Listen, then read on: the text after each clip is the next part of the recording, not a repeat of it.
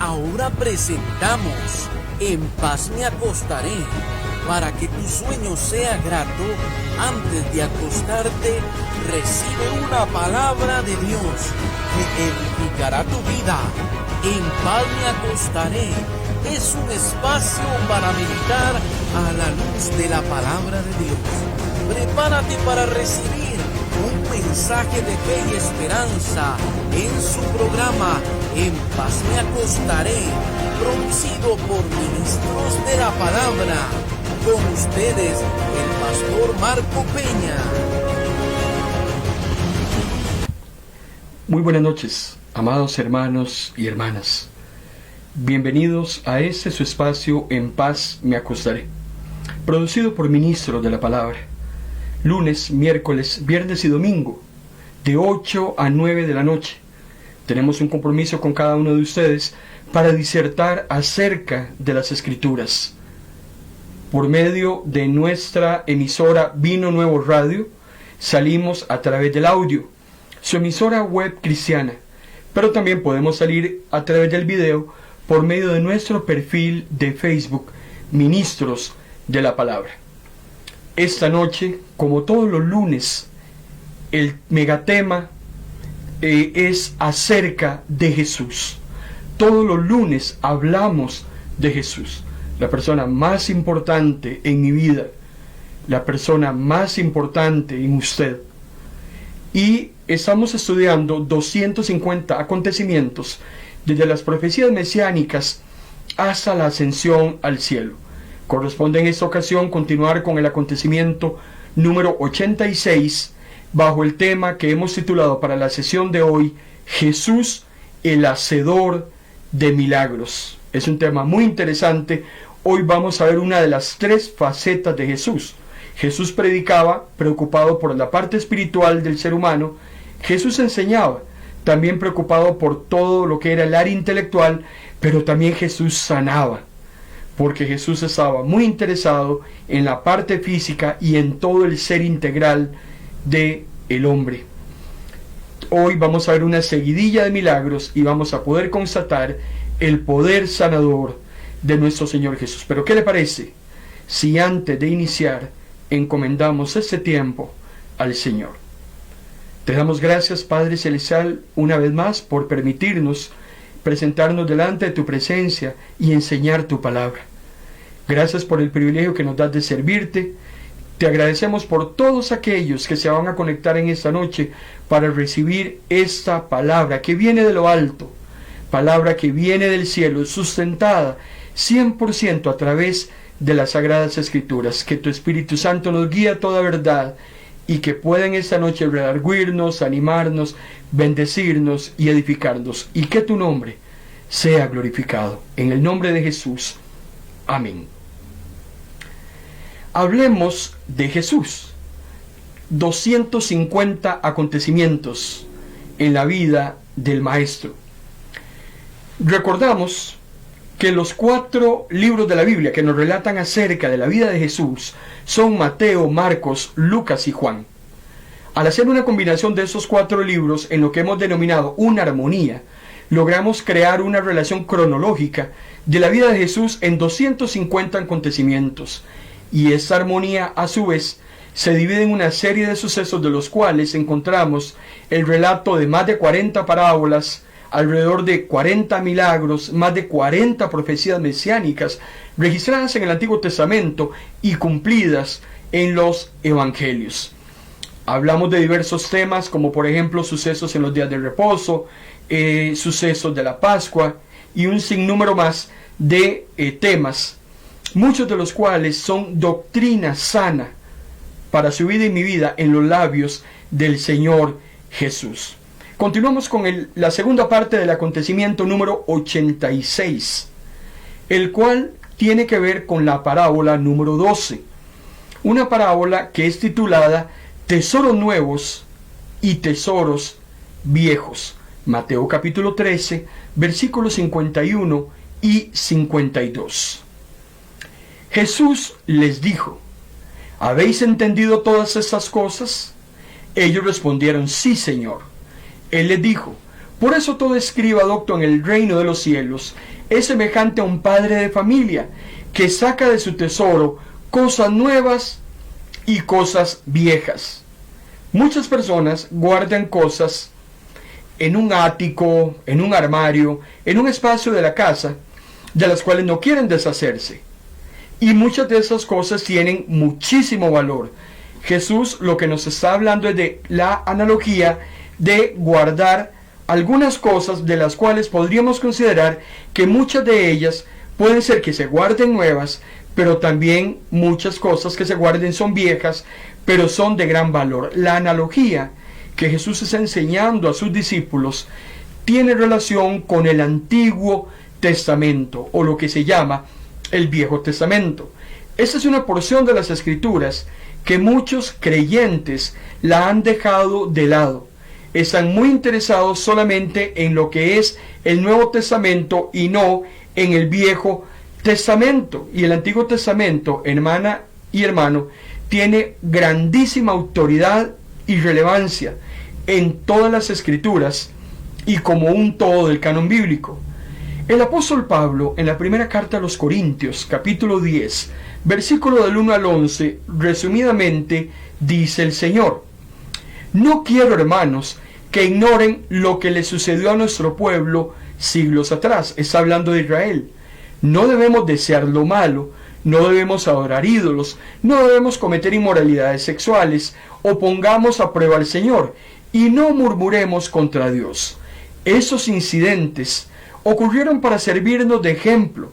Son una advertencia y fueron escritos para nosotros que vivimos cuando el tiempo se aproxima a su fin. ¿De qué está hablando Pablo?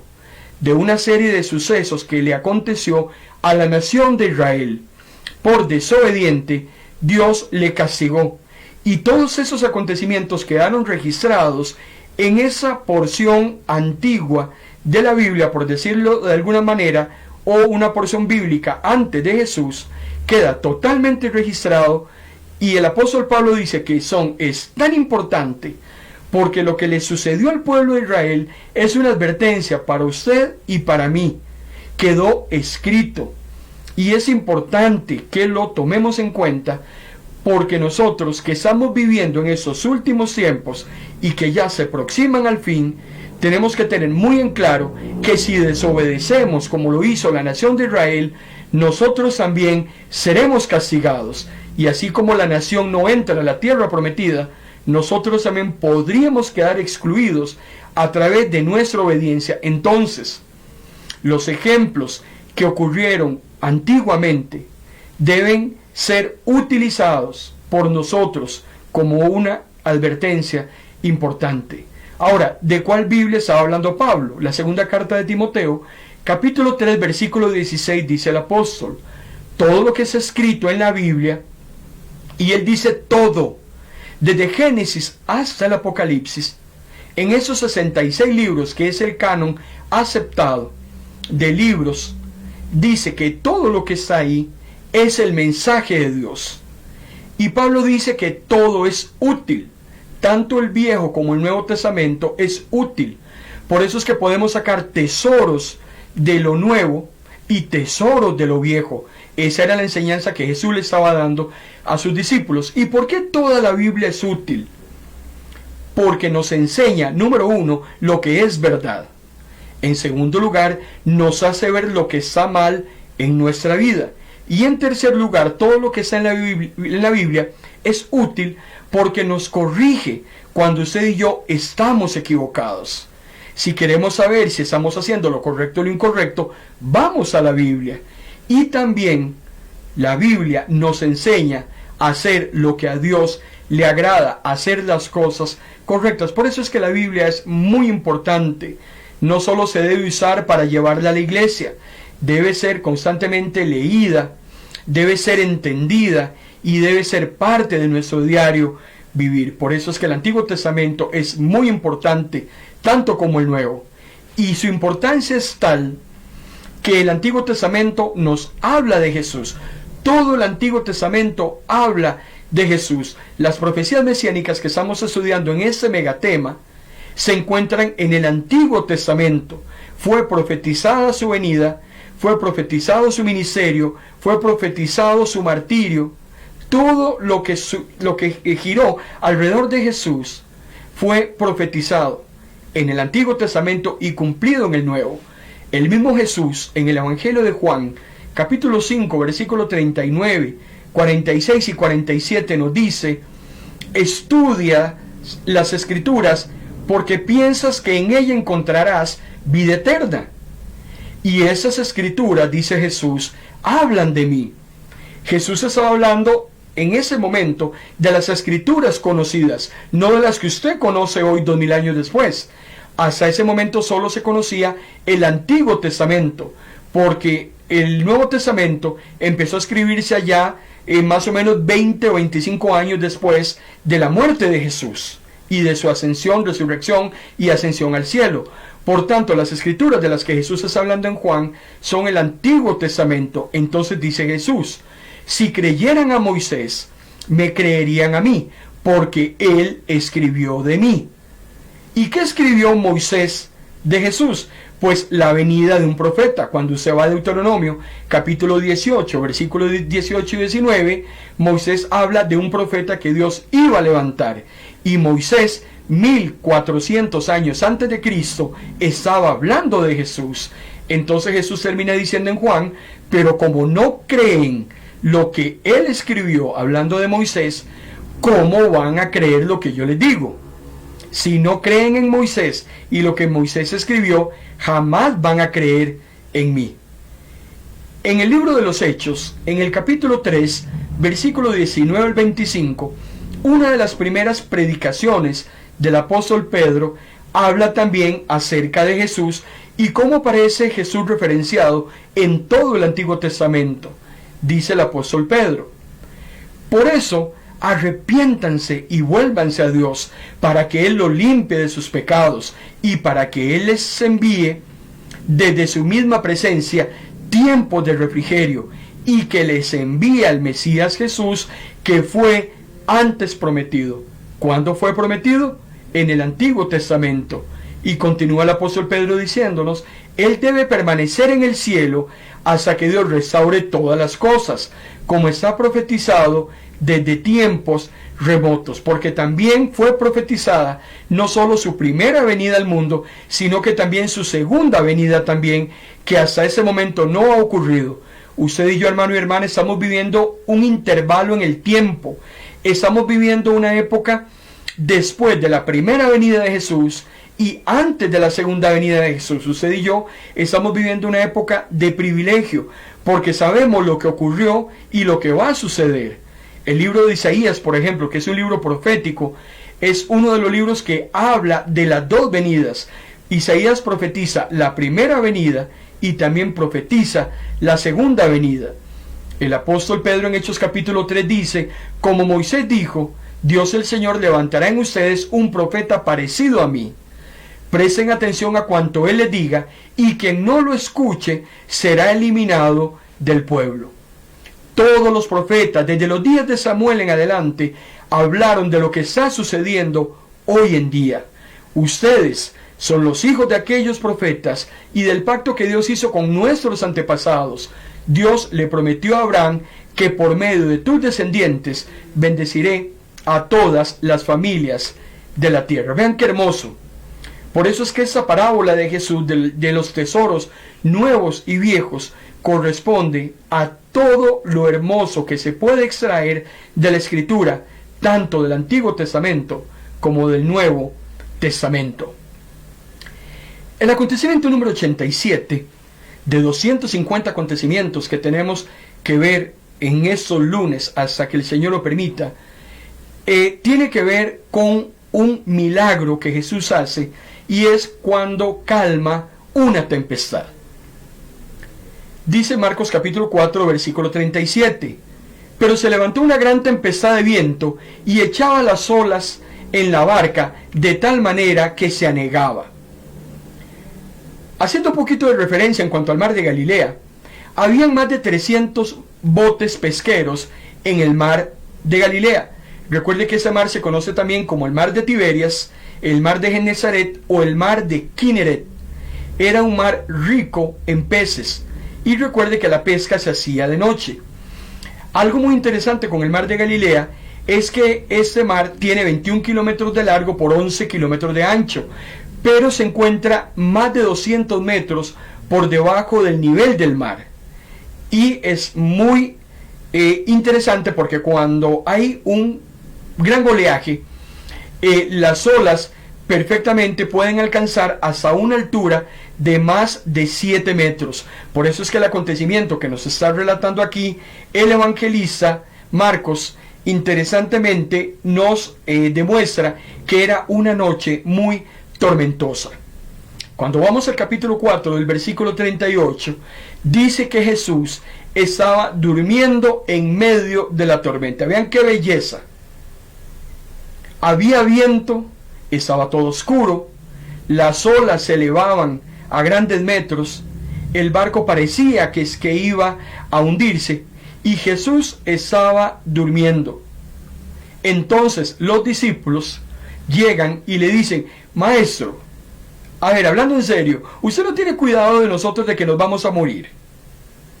Me imagino que se lo dijeron en otras palabras y con signos de exclamación. Sin embargo, qué interesante también es hacer notar cómo los discípulos subestimaban el poder de Jesús para ayudarles. Jesús estaba durmiendo plácidamente en medio de la tormenta. Sus discípulos estaban temerosos de morir ahogados producto de esa tormenta y se molestan al ver a Jesús que está dormido y que creen que simplemente no le interesa lo que está pasando y que muy probablemente van a morir ahogados mientras él duerme plácidamente. Sin embargo, en el versículo 39 del capítulo 4, Jesús dice que se levanta, reprende al viento y le dice al mar: calla y enmudece. Y cesó el viento y se hizo gran bonanza. Ese es el milagro número 12 relatado en los evangelios. Hermano y hermana, al igual que los discípulos, usted y yo muchas veces subestimamos el poder de Jesús. Muchas veces lo limitamos a una hora, a un lugar. Hacemos como Marta y María: si usted hubiera estado aquí cuando yo lo llamé, Lázaro no estaría muerto, pero ahora ya no hay nada que hacer. Jesús tiene todo poder sobre la muerte, sobre la vida, sobre la naturaleza, sobre el cuerpo humano, sobre todas las cosas. Y los discípulos estaban subestimando a Jesús en cuanto a su poder. Sin embargo, Jesús les demuestra que Él es el dueño de todas las cosas, manda callar a la tormenta y ésta cesa. Dios controla la historia del mundo, controla nuestro destino personal, y si Él hace eso, también puede calmar su tormenta y la mía. Otro milagro que se relata en los evangelios corresponde al acontecimiento número 88. Acontecimiento 88. Y es cuando Jesús lanza a unos demonios a un hato de cerdos. Marcos capítulo 5, versículo 1 y 2. Recuerde que los acontecimientos en la vida de Jesús pueden aparecer relatados en los 4 evangelios, solo en 3, solo en 2 o solo en 1. Nosotros leemos el mismo acontecimiento en los diferentes evangelios y consideramos cuál es la porción bíblica más clara, más diáfana y que se pueda prestar mejor para la enseñanza que traemos todos los lunes. En este caso, estamos escogiendo Marcos capítulo 5, versículo 1 y 2, y dice la palabra del Señor: vinieron al otro lado del mar, a la región de los Gadarenos, y cuando salió él de la barca, enseguida vino a su encuentro de los sepulcros un hombre con un espíritu inmundo. Había un hombre que vivía en un cementerio y dice que tenía espíritus inmundos. Gadara, para ubicarnos en el contexto histórico y también en la geografía, era un territorio que quedaba al sudeste de Galilea, en una región que en esa época se llamaba Decápolis. Decápolis son 10 ciudades. Era un terreno que muchísimos años atrás, 1000 años atrás, le había pertenecido al pueblo de Israel, sin embargo, ya para esa época, esos terrenos se habían perdido y habían sido ocupados por personas gentiles. Decápolis eran 10 ciudades que estaban unidas y que formaban una alianza para protegerse entre ellas mismas. Jesús está en ese momento en un territorio gentil. Dice Marcos capítulo 5, versículos 6 al 9, que cuando vio pues a Jesús de lejos, esa persona corre, se arrodilla delante de él y clamando a gran voz le dice: ¿qué tienes conmigo? No le está hablando el hombre o el ser humano en sus facultades, es el demonio el que está hablando con Jesús. Y vean qué increíble, porque los mismos demonios reconocen quién es el que está investido de toda autoridad, y ese es el Señor Jesucristo. Este hombre endemoniado se arrodilla, no se arrodilla el hombre, se arrodilla el demonio. Y tal es así que le hace una pregunta: ¿qué tienes conmigo, Jesús, Hijo del Altísimo? Yo te conjuro por Dios que no me atormentes. Porque en ese mismo momento Jesús le decía: sal de ese hombre, espíritu inmundo. Y el espíritu y Jesús empiezan a conversar. Jesús no está hablando con el hombre, está hablando con el espíritu que tiene poseído a esta persona. Es importante hacer notar el horror que ese demonio le tiene a Jesús cuando le dice: no me atormentes. Porque los ángeles caídos, hermano y hermana, usted y yo sabemos que ellos no tienen la posibilidad de poder obtener la salvación que los seres humanos sí tenemos. Desde el momento en que ellos son desleales a Dios, son echados de la presencia de Dios, y por tanto ya ellos conocen cuál va a ser su lugar de morada eterna, donde ellos van a ser atormentados día y noche, igual que todos los seres humanos que sean lanzados al lago de fuego. Jesús le pregunta a ese demonio: ¿cómo te llamas? Y ese demonio le dice: me llamo Legión. Quiere decir entonces que no era un solo demonio.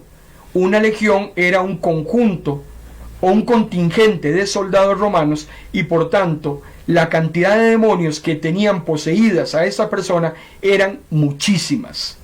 Es muy triste, porque hoy en día también, hermano y hermana, los demonios continúan tan activos como fue en la época de Jesús. Los demonios actúan sobre las emociones de las personas, actúan sobre la parte espiritual de las personas, tienen atadas a las personas también hasta con enfermedades. Exactamente como sucedía en la época de Jesús, hoy también hay presencia demoníaca en medio del ser humano. Marcos capítulo 5, versículos 12 y 13, se gesta el milagro número 13, registrado en los evangelios, donde dice que Jesús libera a ese endemoniado. Sin embargo, Mateo, si usted coge este mismo acontecimiento y lo lee desde el punto de vista de Mateo, Mateo nos habla de que no era un endemoniado, sino de que eran dos. Ese acontecimiento lo encuentra también en Lucas, pero no lo encuentra en Juan. Y Marcos y Lucas lo que nos dicen es que es un solo hombre el que conversa con Jesús. Muy probablemente pudiesen haber sido dos endemoniados, pero solo uno fue el que conversó con Jesús. Dice Marcos capítulo 5, versículos 12 y 13, que le rogaron todos los demonios, diciendo: envíanos a los cerdos para que entremos en ellos. Y entonces Jesús les dio permiso. Jesús les ordena: salgan del hombre, pero les da permiso que entren en todos esos cerdos. Y saliendo aquellos espíritus inmundos, entraron en los cerdos, los cuales eran como 2000 cerdos. Nada más imagínense la cantidad de demonios que habitaban estos hombres. Y el hato se precipitó en el mar por un despeñadero, y en el mar se ahogaron. Tuvo que haber sido un acontecimiento muy asombroso. Tuvo que haber sido un suceso que le paró los pelos de punta a muchísimas personas debido a esa lucha espiritual que se estaba dando en una dimensión totalmente desconocida para los sentidos de los humanos. En Marcos capítulo 5, versículos 18 al 20, dice que al entrar Jesús en la barca, el que había estado endemoniado le rogaba que le dejase estar con él. Mas Jesús no se lo permitió, sino que le dijo: vete a tu casa, a los tuyos, y cuéntales cuán grandes cosas ha hecho el Señor contigo, y cómo ha tenido misericordia de ti. Vean qué hermoso. La instrucción de Jesús es: vaya. Primero le dice: vaya a los suyos. Hermano y hermana, nuestra preocupación, su preocupación número uno, tiene que ser con los nuestros. Nosotros somos llamados a hablarle a los nuestros, aquellos que por afinidad consanguínea pertenecen a nuestra familia. Son los primeros que deben conocer del amor de Dios y lo que Dios ha hecho. Exactamente lo que hizo Andrés cuando conoció a Jesús a través de Juan el Bautista. ¿Qué es lo que hace Andrés? Va y busca a Pedro y le presenta a Jesús para que Pedro tenga un encuentro personal con el Señor. Exactamente esa es la instrucción que le da Jesús a este hombre gentil. Vaya a su casa, a los suyos, cuénteles cuán grandes cosas ha hecho el Señor con usted y cómo el Señor tuvo misericordia de usted. Y se fue. Y dice que ese hombre comenzó a publicar en Decápolis cuán grandes cosas había hecho Jesús con él. Ese endemoniado llegó a convertirse en un predicador en una zona gentil. No eran judíos. Está quedando aquí demostrado que el Evangelio es para todas las personas en el mundo que quieran aceptar al Señor Jesús como su Salvador y también como su Señor, sin distingo de género, sin distingo de edad, sin distingo de clase social, sin distingo alguno. El Evangelio es para todos. Ese hombre se convirtió en un gran predicador, un hombre agradecido por lo que Dios había hecho en él y por tanto no podía callar las cosas que el Señor había hecho en favor suyo. Si usted no le dice a los que están allá afuera todas las maravillas que Dios ha hecho en usted, usted está cometiendo un gran delito. Usted está guardando información que tiene que difundir, que tiene que contarle a los demás. Hábleles. Si el Señor le ha sanado, cuéntele cómo el Señor le sanó. Si Dios le ha liberado, cuéntele al mundo cómo Dios lo liberó a usted. Si el Señor ha restaurado su vida, cuéntele a la gente cómo Dios también le ha logrado restaurar, cómo lo ha bendecido hasta el día de hoy. El mundo necesita buenas noticias. Estamos cansados de malas noticias en los periódicos, en las radios, todos los días. Asesinatos, enfermedades, virus, guerras, vandalismo, criminalidad, violencia extrema. ¿Qué le parece si a partir de ese momento usted se convierte en un periodista de Jesús? No un periodista amarillista, sino un periodista del Maestro que pueda llevar buenas noticias, buenas nuevas a tantas personas que hoy en día las están necesitando. El acontecimiento número 89 de 250 acontecimientos que tenemos que analizar acerca de la vida y ministerio de Jesús tiene que ver con otro milagro. Por eso es que hoy estamos viendo una seguidilla de milagros de Jesús que se dieron de una forma cronológica y que quedaron anotados en los evangelios. Y ese acontecimiento tiene que ver con dos sanidades que se dieron al mismo tiempo, prácticamente una sanidad y una resurrección. La sanidad de una mujer con flujo de sangre y la resurrección de una niña. Marcos capítulo 5, nos quedamos en el Evangelio de Marcos, capítulo 5, versículo 22 y 23. Y vino uno de los principales de la sinagoga llamado Jairo, y luego que le vio, se postró a los pies de Jesús. Esa inclinación que hace Jairo hacia los pies de Jesús es un acto muy significativo y de mucho respeto y de mucho reconocimiento y de mucha adoración. Jairo reconoce quién es Jesús. Si bien es cierto, él era uno de los líderes principales de la sinagoga de su comunidad, sabe que tiene una gran necesidad, como la tiene usted y la tengo yo.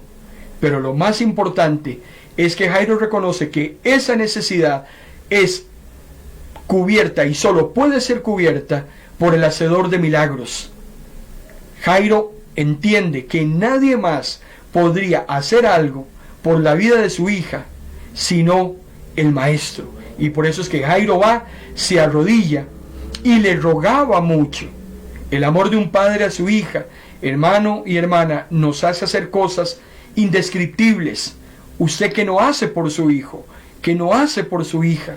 Y este hombre estaba tan asustado y tan preocupado por una niña pequeña que tenía aproximadamente 12 años, que estaba muriendo. Entonces le ruega a Jesús y le dice: mi hija está agonizando. Ven, le dice Jairo, y pon las manos sobre ella para que sea salva y vivirá. Jairo sabía que Jesús podía sanarle. Jairo vino al único que podía hacer algo por ella. Jairo no fue donde un psicólogo, como muchas veces vamos usted y yo hoy en día, para que el psicólogo resuelva nuestros problemas, cuando muchas veces ni ellos mismos pueden resolver los problemas de ellos. Jairo no fue a la Junta de Protección Social para raspar ahí un papelito a ver si la suerte le sonreía. Jairo va a buscar al único que puede resolver los problemas de la humanidad. Y eso tiene que ser una gran enseñanza para usted y una gran enseñanza para mí. El postrarse, el arrodillarse, es reconocer humildemente que solo Jesús es el único que puede hacer algo. Por eso esta enseñanza, este acontecimiento, este milagro reviste una grandísima importancia. Jesús decide ir con Jairo a su casa. Marcos capítulo 5, versículo 25 al 29. Sin embargo, de camino se da otra situación en paralelo. Pero una mujer que desde hace 12 años padecía de flujo de sangre y había sufrido mucho por muchos médicos y gastado todo lo que tenía y nada había aprovechado, antes le iba peor. Cuando oyó hablar de Jesús, vino por detrás de la multitud y tocó su manto, porque decía: vean la fe de esa mujer, si tocare tan solamente su manto, seré salva. Y enseguida la fuente de su sangre se secó y sintió en el cuerpo que estaba sana de aquel azote. Nada más imaginemos la clase de fe que tuvo esta mujer, que había hecho también de todo. Había visitado todos los médicos habidos y por haber. La habían maltratado más de lo que ya estaba sufriendo. Había gastado todo lo que tenía. Parecía que ya no había posibilidad alguna. Sin embargo, aparece el que siempre tiene una posibilidad. El que siempre puede resolver cualquier situación, por más complicada que la veamos. La fe de esa mujer fue tal que dijo: si yo tan solo lo tocare, yo sé que voy a ser salva. E inmediatamente lo toca, e inmediatamente esta mujer fue salva. Jesús luego le dice más adelante, primero preguntó quién lo tocó. La mujer se presenta ante Jesús. Jesús sabía quién había sido, sin embargo quería que la mujer testificara de que había sido ella. Jesús le dice: tu fe te ha salvado. El toque del Maestro. Qué grandes cosas, hermano y hermana, puede hacer el toque del Maestro. Pero ¿qué pasó con Jairo? Porque esa historia empieza con Jairo. Su hija se está muriendo. Jesús se atrasa o lo atrasan. Hay una gran multitud, todo el mundo lo aprieta. Todo el mundo quiere algo con Jesús, para bien o para mal. Y Jesús se detiene hacia la casa de Jairo porque esa mujer está también con una necesidad y Jesús se queda conversando con ella. Pero ¿qué pasó con Jairo y qué pasó con su hija? Lo vamos a ver después de esa breve pausa en el próximo segmento de esta transmisión. Quédese con nosotros.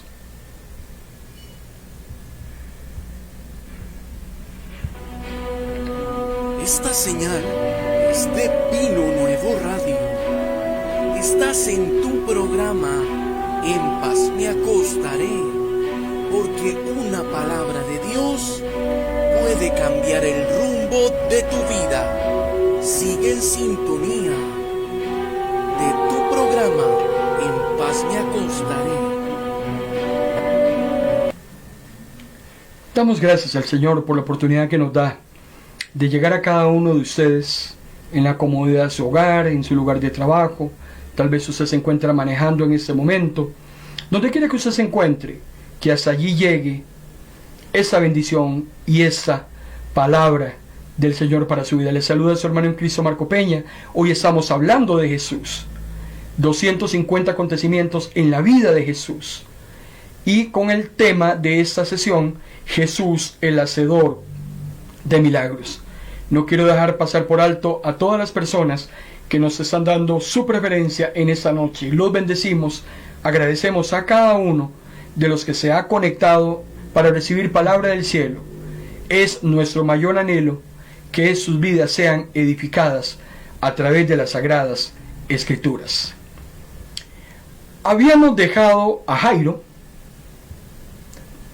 pendiente camino a su casa con Jesús, porque Jesús se detiene con un tema de una sanidad, con una mujer que tenía un flujo de sangre de hacía más de 12 años. La mujer es sana, y entonces, mientras Jesús estaba hablando, dice Marcos capítulo 5, versículos 35 y 36, que mientras él aún hablaba, vinieron de casa del principal de la sinagoga y le dijeron a Jairo: Jairo, tu hija ha muerto. ¿Para qué molestas más al maestro? Jairo, ya no hay nada que hacer. Sin embargo, Jesús oyó lo que la gente decía y le dijo al principal de la sinagoga. Se dirigió directamente a Jairo, lo mira a los ojos y le dice: Jairo, no temas, cree solamente. Esta frase de Jesús, en todos los años de ministerio que el Señor nos ha permitido servirle, a mí me ha calado en lo profundo, en el corazón. Cada vez que yo leo, no temas, cree solamente, hermano y hermana, y viniendo de los labios de nuestro Salvador, a mí me deja totalmente asombrado. La gente le llegó y le dijo a Jairo: ya no moleste más, Jairo. Antes, si Jesús no se hubiera atrasado, como pasó también con Lázaro, si Jesús no se hubiera atrasado, la niña no habría muerto. Ahora ya murió. Así es que déjelo quedito, tal vez él tenga cosas más importantes que hacer. Sin embargo, Jesús quiere demostrarle a Jairo algo, pero también quiere ver también de qué está hecho Jairo. Cuando el Señor lo ve a los ojos y le dice: no temas, solamente tienes que creer. Estas palabras que Jesús dijo en medio de la crisis de ese principal de la sinagoga, hermano y hermana, tanto a usted como a mí, en esta noche, nos brindan esperanza y promesa. El Señor te dice a ti que nos estás escuchando, te dice a ti que nos estás viendo: no tema. Yo no sé cuál será tu problema, cuál será tu necesidad en esta noche, no sé cuál será tu angustia, cuál será tu enfermedad, cuál será la situación por la que estés atravesando. Pero el Señor Jesús te dice en esta noche lo mismo que le dijo a Jairo: no temas, cree solamente. Aunque parece ser que está sucediendo algo, aunque se ve complicado, muy tortuoso, no temas, no dejes de creer. Por más horrible que vea la situación, no dejes de creer. Aunque sientas que se ha retrasado, no dejes de creer. Aunque sientas que todo el mundo se ha olvidado, hermano y hermana, no deje de creer. Jesús llega a la casa de Jairo, entra al cuarto donde está la niña, le pide a todos que se vayan. Hay mucha gente llorando, hay mucha gente estorbando, hay mucha gente renegando, hay mucha incredulidad en esa casa de Jairo. Jesús no necesita incrédulos. Jesús manda a todo el mundo para afuera. Entra solamente con 2 discípulos, entra con Jairo, toma a la niña de la mano, Marcos 5, 41, 42, y le dice: Talita cumi, una expresión que se traduce como: niña, a ti te digo, levántate. La niña se levantó y andaba. Esa niña también tenía 12 años. La mujer del flujo de sangre tenía 12 años de padecimiento. Esa niña tenía 12 años de edad. Jesús le dice a Jairo: la niña no está muerta, la niña duerme. Jesús sabía por qué estaba diciendo lo mismo que dijo de Lázaro: Lázaro no está muerto, Lázaro está dormido. Niña, a ti te digo, levántate. Una expresión aramea, la cual es uno de los lenguajes originales de Palestina, incluyendo también el hebreo. Y dice que la niña se levantó y empezó a andar. ¿Quién puede hacer esto, hermano y hermana? Solamente Jesús. Por eso es que a lo largo de todos estos 89 acontecimientos que hemos visto, es interesante cómo hemos podido ver todo lo que es Jesús y todo lo que representa a Jesús para su vida y la mía. Hemos podido observar en 89 acontecimientos a Jesús hecho hombre, Dios hecho hombre, a Jesús como el maestro perfecto, el modelo, el sacrificio perfecto. Hemos visto a Jesús como el Salvador del mundo, el Hijo de Dios. Jesús es el Cordero de Dios, el Mesías. Jesús es la escalera al cielo, el único que puede calmar la sed del hombre. Si me preguntas, ¿qué más es Jesús? Yo te puedo decir en esta noche que Jesús es la luz que brilla en la oscuridad, el enviado que trae buenas noticias a los pobres, el que anuncia la libertad a los prisioneros, el que devuelve la vista a los ciegos. ¿Qué más es Jesús? El que rescata a los que son maltratados, el pescador de personas, la autoridad suprema. Jesús es nuestro sanador y quien perdona nuestros pecados, quien nos da un nuevo propósito para nuestras habilidades y el único que puede darnos la vida eterna. ¿Te parece poco? La fuente de la vida, el que tiene la autoridad para juzgar el pecado, el Señor del día de reposo, el elegido, el amado, el único camino al cielo, el que nos reconcilia con Dios, la esperanza por medio de la tragedia. En medio de la tragedia, Jesús es nuestra esperanza, el descanso para el alma, el que calma la tempestad. Jesús es el único que puede ser reconocido por los demonios como el Hijo del Altísimo. Jesús es la esperanza en medio de la crisis. ¿En quién puedes encontrar todos estos atributos? ¿A quién le confiarías tu vida si tuviera todos esos atributos? No hay nadie que tenga todo esto y que está concentrado en el Señor Jesús. Por eso Él es la persona más importante de su vida y de la mía.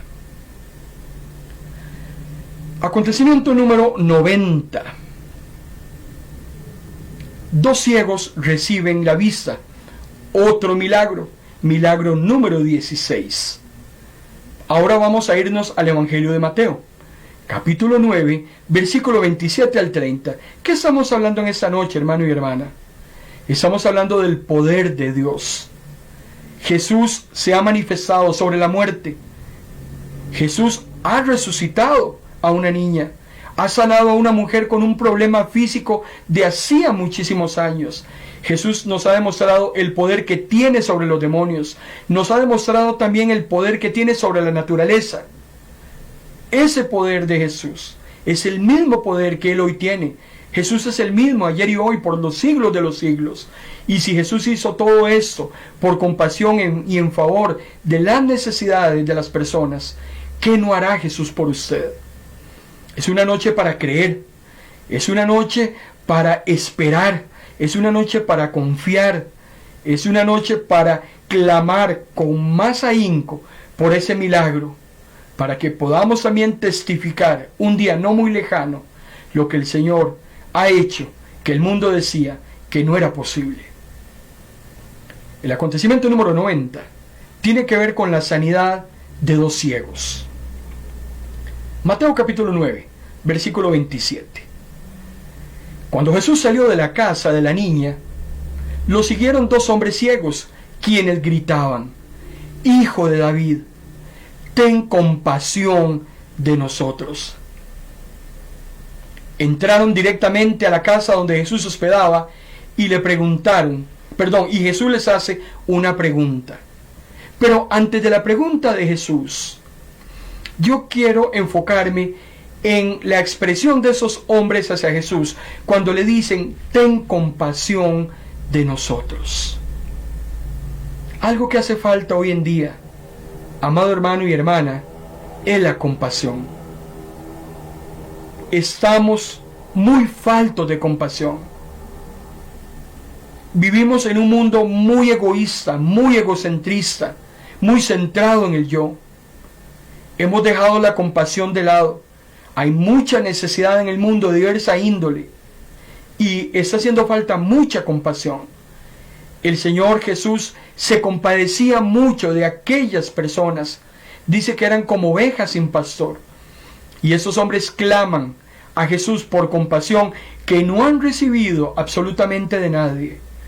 Usted y yo en este mundo, nunca se lo olvide, somos agentes compasivos.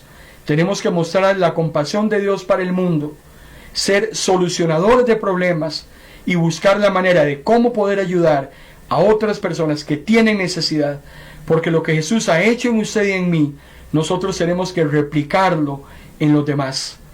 Jesús les hace una pregunta: ¿creen que puedo darles la vista? ¿Usted cree que yo puedo hacerlo? Jesús te está preguntando en esta noche, a usted que me escuche, que me está viendo, ¿usted cree que Jesús puede hacer algo en su necesidad, en su aflicción? ¿Usted cree que Jesús puede darle eso que usted tanto anhela, eso que usted desea? ¿Cree que Jesús puede hacerlo? Porque dependiendo, hermano y hermana, de lo que usted crea, así usted activa el poder de Dios. El poder de Dios se activa por medio de la fe. Si le crees a Jesús, activas entonces el poder de Dios.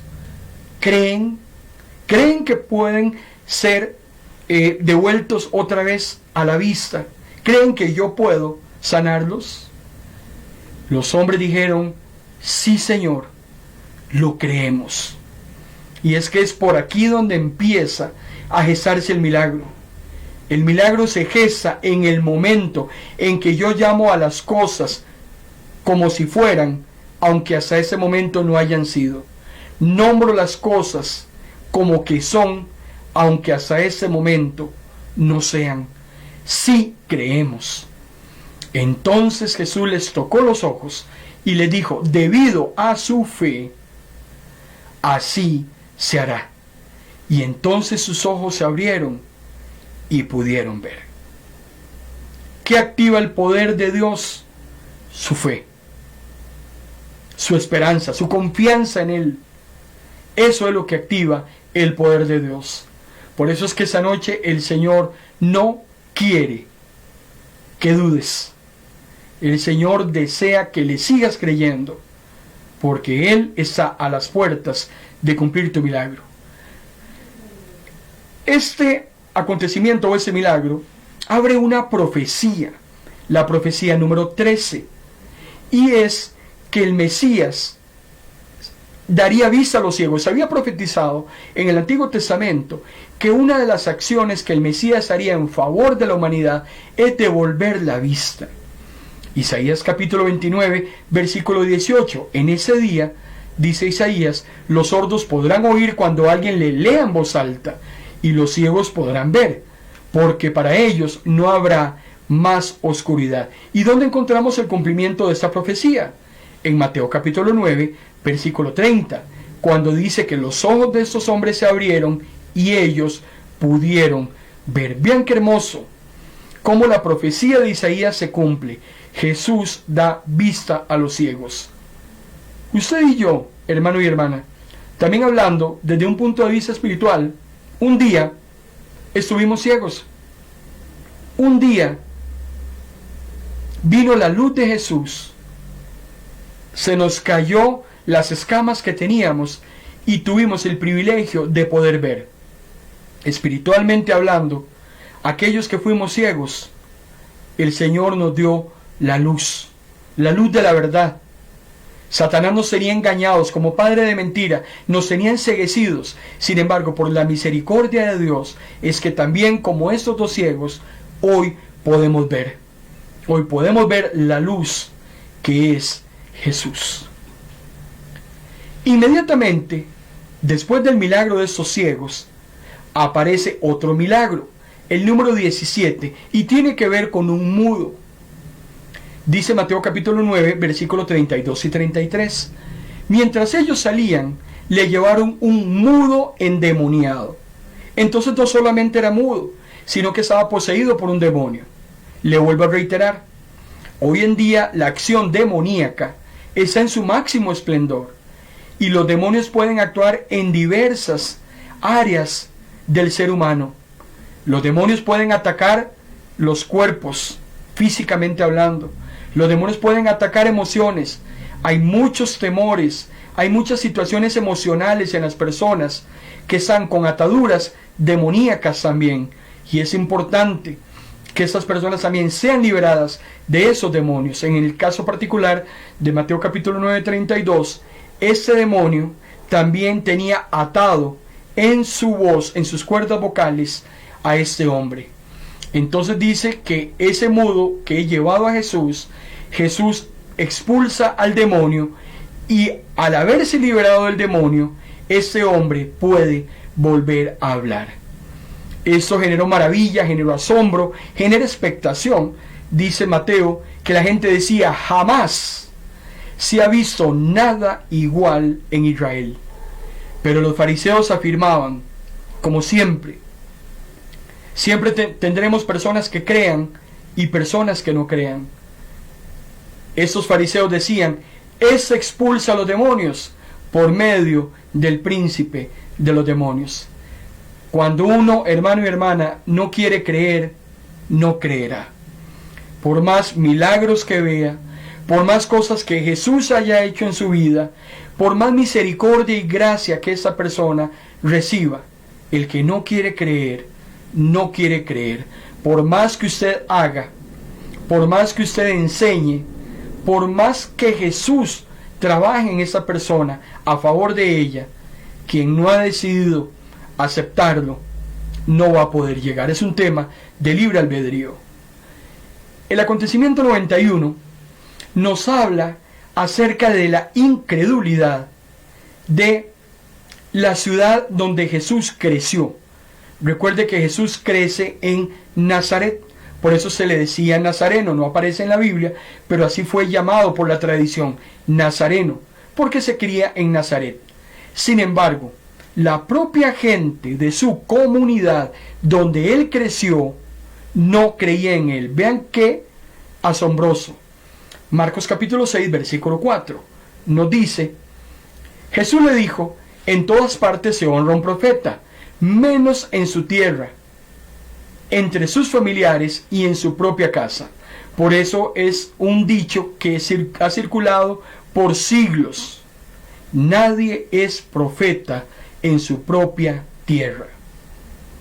Y viene exactamente de ese acontecimiento. En Nazaret nadie quería creer en Jesús.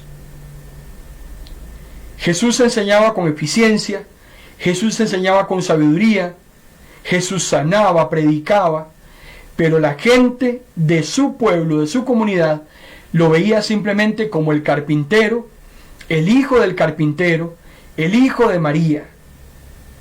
No reconocían en Jesús, ni lo veían como los demás lo veían y lo seguían. Simplemente no quisieron aceptarlo. Y es ahí donde Jesús se impresiona de tanta incredulidad. Hermano y hermana, hoy nos quedamos asustados. ¿Cómo hay personas que no quieren creer? Están tan atados, están tan ciegos en sus impiedades, en sus fascinaciones humanas, que definitivamente han cerrado ojos y oídos, y mucho más sus corazones. Marcos capítulo 6, versículos 6 y 7, dice que Jesús no pudo hacer ningún milagro en Nazaret. Lo único que hizo fue imponer en las manos en algunos enfermos y sanarlos, porque estaba sorprendido de la falta de fe de la gente de su pueblo. Así que siguió hasta los otros pueblos enseñando a la gente. Si su propia gente no quería recibirlo, Jesús no iba a perder tiempo.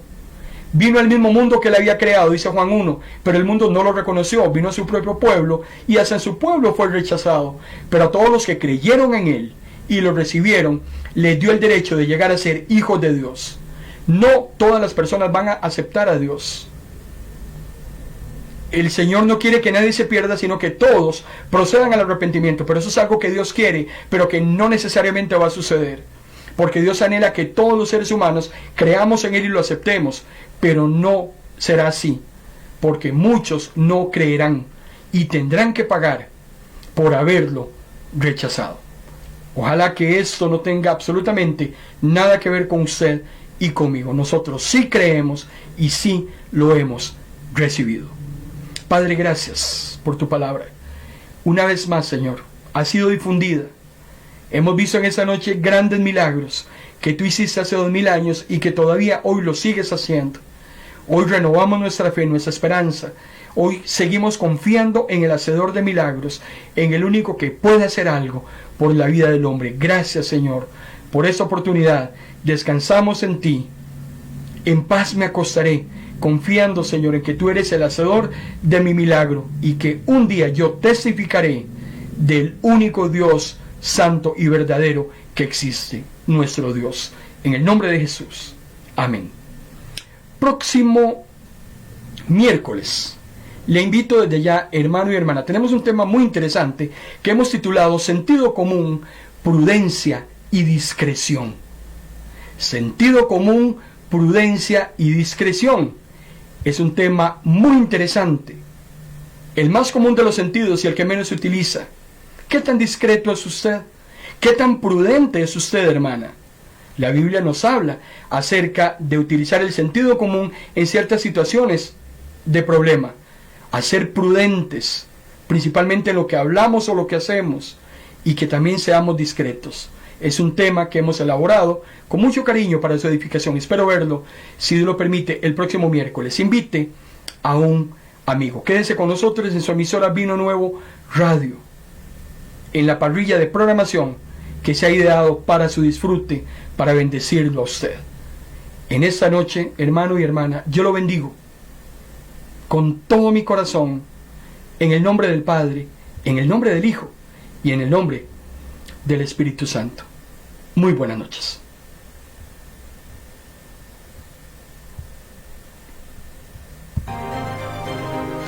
Hemos presentado en Vino Nuevo Radio su programa En Paz Me Acostaré, un espacio con buena palabra que cambiará tu vida, porque la palabra es viva y es eficaz, y más cortante que toda espada de doble filo. Esto ha sido En Paz Me Acostaré.